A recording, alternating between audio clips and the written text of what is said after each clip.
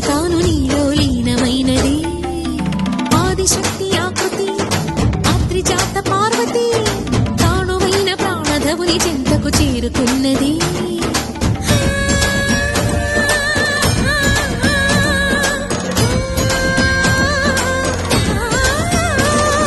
భవుని భువికి తరలించేలా ధరణి దివిని తలపించేలా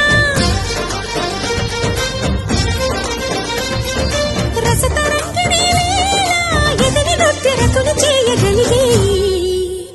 వేళ భరత వేదముగా నిరత నాట్యముగా కదిలిన పదమిది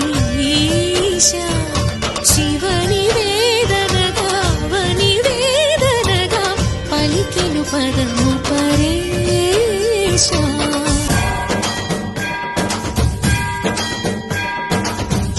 సావర గంగాచిత శిరపుల మండిత కర పురహర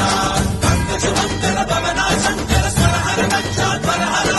కాల విలోచన పాలిత జనగణ కాల కాల విశ్వేశ్వర ఆశుతోష అవినాశ విశాసన జయ గిరీశ బృహదీశ్వర